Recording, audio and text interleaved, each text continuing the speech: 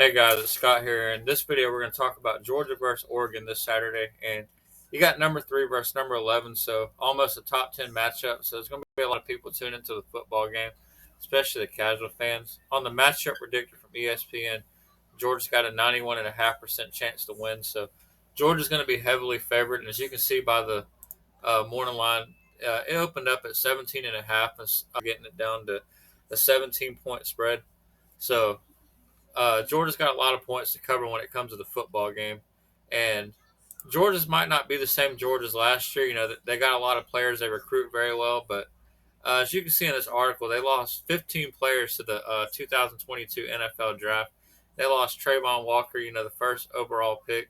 Then they lost Jordan Davis, who went in the first round, and then number 22 overall pick Clay Walker was a linebacker, and number 28 pick Devontae Wyatt was a defensive tackle.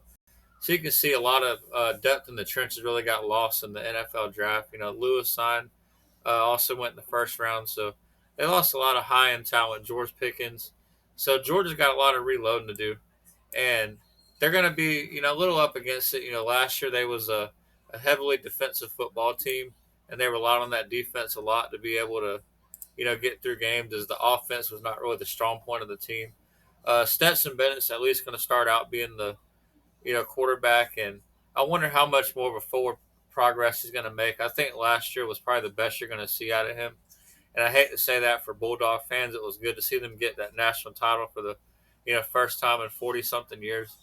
The defense is still strong as you got Jalen Carter, you got Khalid Ringo, and Nolan Smith, you know, leading the defense. So you got three studs right there to build the defense around, despite all the, losses. But it'd almost be absurd to expect the defense to put up, 10.2 points per game allowed again. That's bound to jump up as they just really outperformed last year. So you got to wonder, with the offense that unless they make a quarterback change, I just don't see them taking that next step forward to be able to, get even better on offense.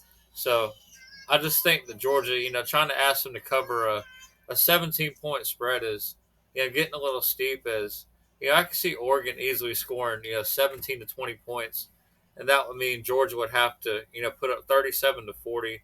And for their offense, that just seems a little, challenging. We'll talk about Oregon, and they got a transfer at quarterback. A lot of SEC fans are going to recognize it's going to be Bo Nix, who came over from Auburn.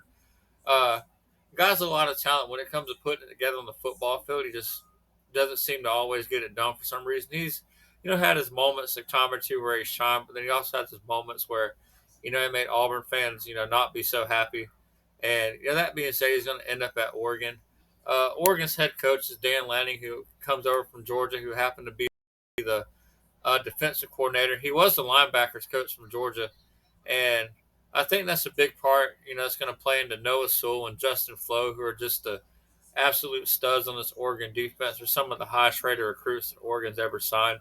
So you're talking about Dan Lanning, who used to be the linebackers coach at Georgia and got moved to defensive coordinator. And, if you follow Georgia, turning out linebackers has never been a problem over there the last few years since he's been there. So I can imagine these two players' eyes just lit up whenever, they seen that Dan Lanning was coming over. And I expect them to play good. Oregon's got, a decent amount of talent. They're not, I don't think on paper they're near as talented as Georgia. They got some, key players. It does help to have a coordinator that's kind of been there and maybe can know what the, offense is going to do. And you got to wonder how Georgia's going to react and, replacing the defensive coordinator, how much of that defense was a product of Dan Lanning. And if it is Dan Lanning, then how improved is Oregon's defense going to be?